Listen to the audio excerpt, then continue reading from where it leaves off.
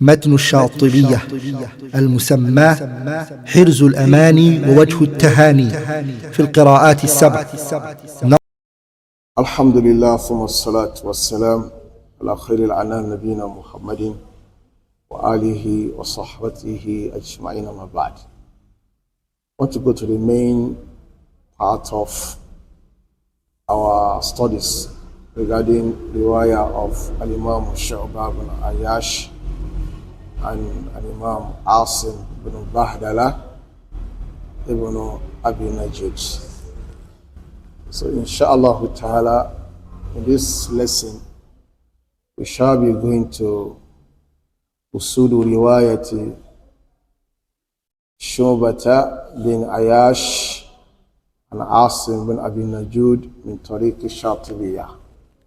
So what we are going to do in this our Ramadan activity is that we are going to implement the foundation of Qira'ah of Imam Shu'bah from Imam Aasim via the route of Shatibiyah. There are two major routes.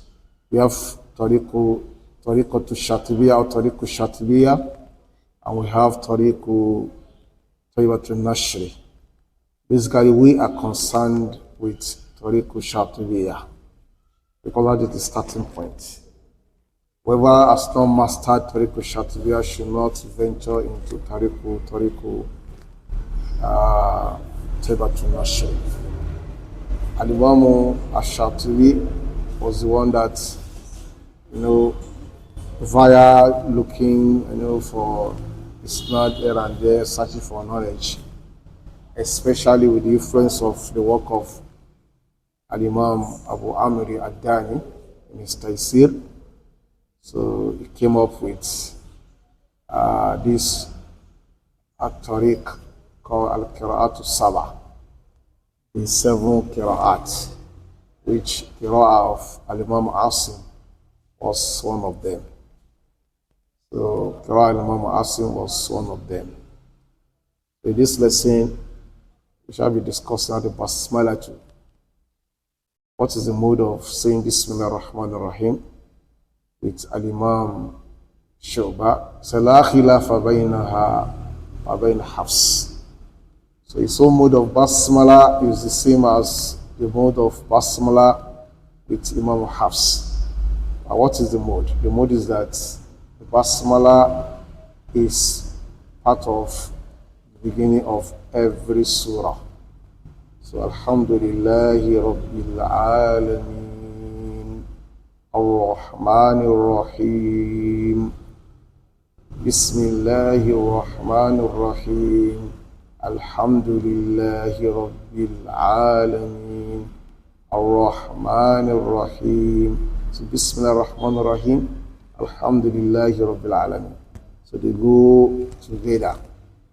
So also in the rest of the surah, Bismillahir Rahmanir Rahim Alif Lam Mim. So they go together, except in Surah Al-Bara, except in Surah Al-Bara. And this is even common with the rest of the Quran. Basmalah is not at the beginning of Surah Al-Bara. So let's just leave that and move on. As for the Mad, elongation. What is the position of Al-Imam Shu'bah regarding elongation of the Madu sound? The Qara'a bi-tawassut arba'a aw khamsu arkat. Arba'u aw khamsu arkat. Al-Imam Shu'bah would prolong the Maddu al-Wajib al-Muttasil, the Maddu in one word. When you have Harf Maddu with Hamza in one word, they call it al-Maddu al-Wajib al-Muttasil. He will prolong it 4 or 5 harakat. But let me quickly make a clarification there. These 4 or 5 harakats is what is popularly known. But technically speaking, as we got it from our teacher, is that it is actually 4 harakats. It is not 5. It is 4 harakat. And that is what we refer to as tawassut. So it is 4 harakat, not 5 harakat. And this is with regards to al-maddu al-wajib al-muttasil. Al-maddu al-wajib al-muttasil. So also with regards to al-jahiz al-munfasil. So qawla wahidan, what he does in this tariq of Shatibiyya is the same thing as what Al-Imam Hafs bin Sulaiman does in his own riwayah, as he got it from Al-Imam Aasim. Whether it is Al-Mad al-Wajib Muttasil, that is when we have Hamza in one word, like Yasha'una.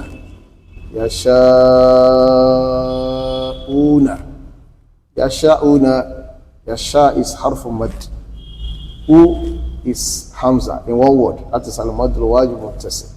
It is 4 haraka. Yasha'una.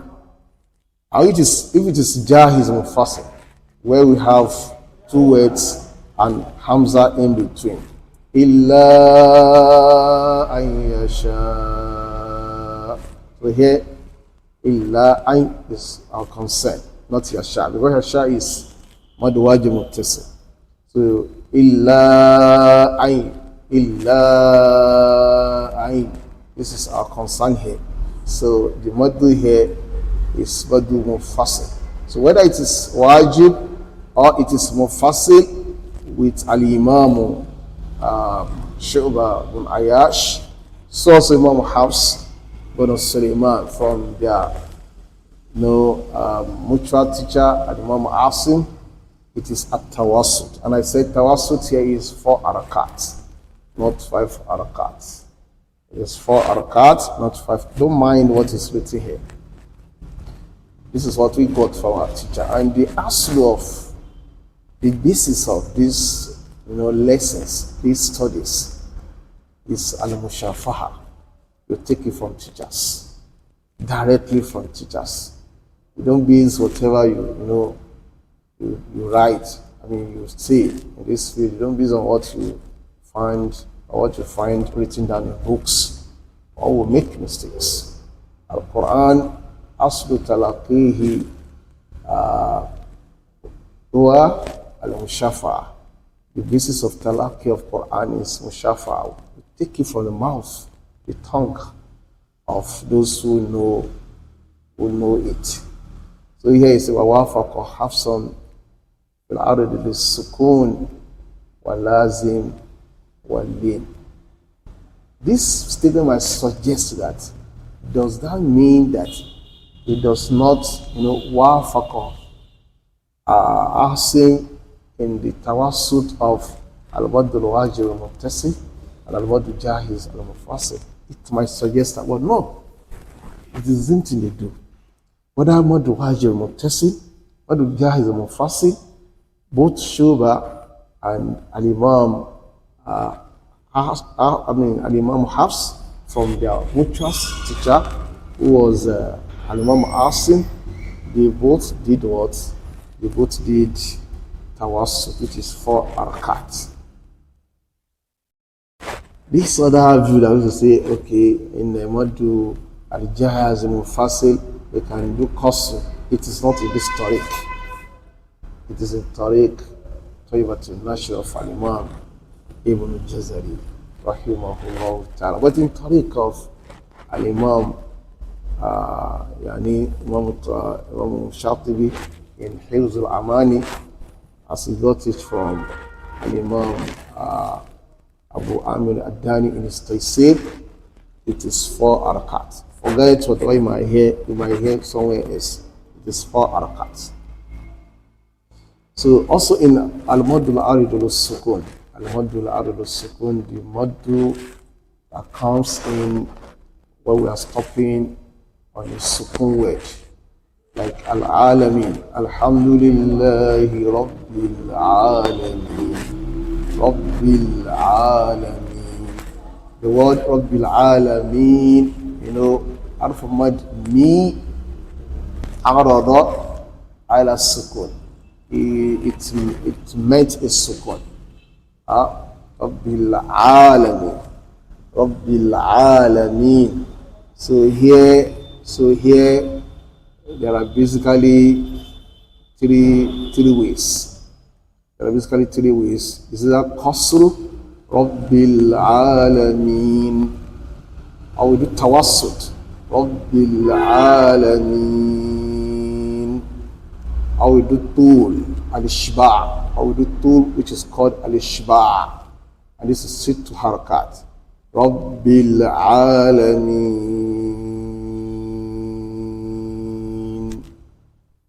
So it's either of these three.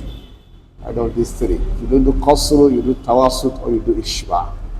So what Al-Imam Shu'bah does here is the same thing as what Al-Imam Hafs does. Even the rest of the Qur'an, the Ahmad al-Arad al-Sukun is virtually the same thing. Three ways. It's only that Ashabul Qasr, the scholars, the reciters and the reporters of transmitters of Qasr, of Mufassir, they always, take into cognizance the Qasr they would do on Mufassir. They would take into cognizance how they would do the Arad al-Sukun. So for example, Al-Imam Abu Amri, Al-Imam Abu al-Basri, he does Qasr Mufassir, especially in Riwaayah Susi. So we are now reciting Riwaayah Susi, and you do Qasr of Mufassir. When you want to do Arad al-Sukun, it is always good to do Qasr Mufassir too. You do Qasr Arad al-Sukun. And if you do the other two, no problem. Wallahu ta'ala alam. Only Allah knows better. So in Al-Maddu al-Arid al-Sukun, Al-Imam Shu'bah would do what? They would, do Qasru, do Tawassut, and he would do Al-Ishba'. So also in Maddu Lazim, Wala Al-Ishba' Qawla Wahida, 6 harakat. Lazim, this goes around all the qira'at, all of them. They do they do the Maddi, 6 harakat. And that is why it is called Maddu Lazim, because all of them do it. It's also Maddu Lin, the likes of the Ila fi Quraysh, could be Qasr, Quraysh, could be Tawassut, Quraysh, could be Ishba', Quraysh. Yeah, Al-Imam Shu'bah does the same thing Al-Imam Hafs does too. Or let me say what the rest of the Quran, what they do too. Wal-ilmu inda Allah. So we pause here, inshallah. We'll continue in the next lesson. Sallallahu ala nabiyyina Muhammadin wa alihi wa sahbihi ajma'in. Wassalamu alaikum wa rahmatullahi wa barakatuh.